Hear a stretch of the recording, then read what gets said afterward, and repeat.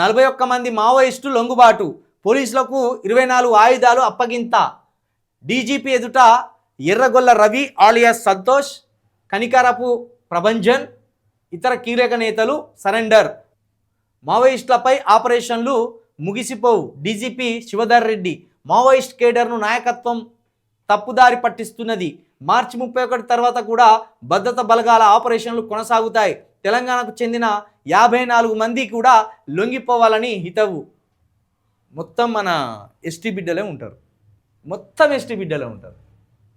దయచేసి నేను చెప్తున్నా, ఎస్టీ లెవెల్ అన్న మన న్యూస్ చూస్తే, లేకపోతే ఎస్సీలు కావచ్చు, బీసీలు కావచ్చు, మావోయిస్టులకి ఎవరు పోకండి. గన్నుతోటి సాధించేది ఏమీ లేదు. ప్రస్తుత కాలంలో టెక్నాలజీ బాగా పెరిగిపోయింది. మీకు ఏ సమస్య వచ్చినా క్షణాల్లో అది వైరల్ అయిపోతుంది.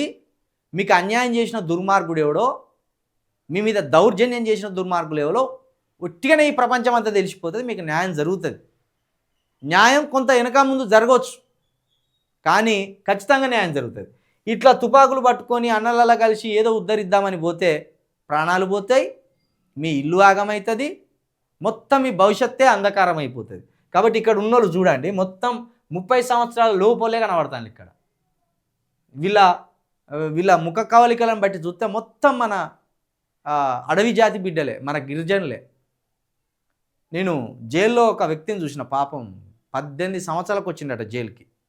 ఇప్పుడు 28 సంవత్సరాలు, 10 సంవత్సరాలు జైల్లోనే మగ్గిపోయాడు. ఏం లేదు, పాపం ఆ భద్రాచలం అడవుల్లో ఏదో కూలికి పోయేది చిన్నపిల్లగాడు, 14-15 సంవత్సరాలు అప్పుడు కూలికి పోయేది.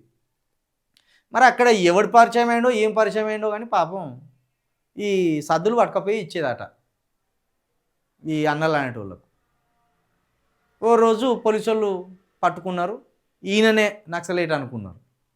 లేదు సార్, నేను ఓన్లీ గిట్లా నన్ను బెదిరిస్తే నేను సద్దులు పట్టుకొని పోయినా కానీ నాకేం తెలియదు అంటే, ఆ అనుమానంతో తీసుకొచ్చి లోపలేషన్లు 10 సంవత్సరాలుగా జైల్లోనే ఉంటాను. యవ్వనమే కోల్పోతాడు, ఏడుస్తాడు పాపం అప్పుడప్పుడు.